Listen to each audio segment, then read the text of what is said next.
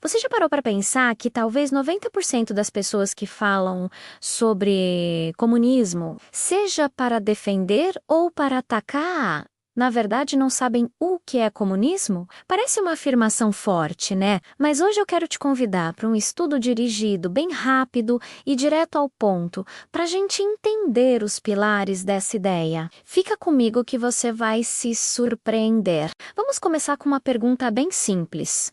O que você acha que aconteceria com o seu dinheiro, sua casa, seu carro, numa sociedade comunista? A maioria das pessoas entra em pânico só de pensar nisso, mas a confusão começa aí, misturando comunismo com socialismo ou com regimes autoritários que se autodenominaram comunistas. A ideia central do comunismo, lá na teoria de Karl Marx, é um estágio final de desenvolvimento da sociedade, que viria depois do capitalismo e depois do socialismo. É uma utopia, uma sociedade idealizada. E para entender essa utopia, a gente precisa responder a 3 perguntas fundamentais. Primeira pergunta: no comunismo, as fronteiras acabam? A resposta, segundo a teoria, é sim. A ideia é que o comunismo seria um sistema global. Não existiria mais Brasil,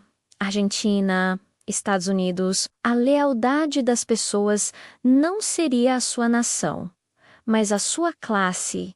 A classe trabalhadora, ou o famoso lema trabalhadores de todo o mundo, univos. Resume bem isso. A ideia é que sem a competição entre nações, que é uma característica do capitalismo, as fronteiras se tornariam obsoletas. Já imaginou um mundo sem passaporte, sem alfândega? É uma ideia radical e é um dos primeiros pontos que a maioria das pessoas desconhece. Segunda pergunta, e essa é ainda mais chocante para muitos.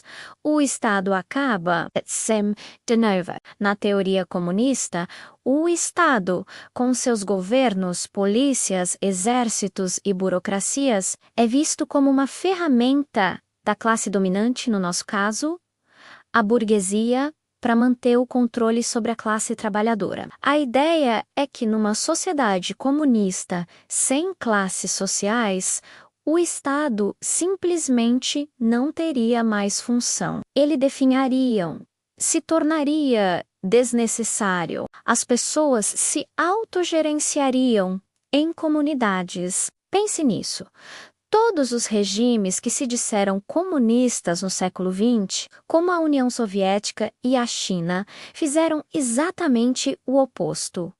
Criaram estados gigantescos, totalitários e extremamente poderosos. Isso já mostra uma contradição fundamental entre a teoria e a prática que vimos na história. E a terceira e última pergunta, a mais famosa. E os meios de produção? O que acontece com as fábricas, as fazendas, as empresas? Eles acabam? Não, eles não acabam, mas a propriedade privada deles. Sim. Na teoria comunista, os meios de produção, ou seja, tudo aquilo que gera riqueza, passariam a ser de propriedade coletiva. Não pertenceria a um empresário ou a um grupo de acionistas, mas a toda a comunidade. A produção seria planejada para atender às necessidades de todos e não para gerar lucro para uns. E aqui é importante fazer uma distinção. A teoria fala em fim da propriedade privada dos meios de produção, não dos seus bens pessoais. Sua escova de dentes, suas roupas, seu celular, isso continuaria sendo seu. A confusão entre propriedade privada e bens pessoais é outra fonte de muito mal-entendido. Então vamos recapitular. Uma sociedade comunista teórica seria apátrida, sem fronteiras, anárquica, sem Estado e com os meios de produção coletivizados. Agora, eu te pergunto, você já viu algum país no mundo que se encaixe nessa descrição? A resposta é não. O que existiu foram ditaduras de partido único que se apropriaram do nome comunista. O objetivo deste vídeo não é defender ou atacar o comunismo, mas sim esclarecer, porque para a gente poder debater qualquer assunto com seriedade, a gente precisa primeiro entender do que estamos falando. Da próxima vez que você ouvir alguém falando sobre comunismo, tente aplicar essas 3 perguntas. Essa pessoa está falando de um mundo sem fronteiras?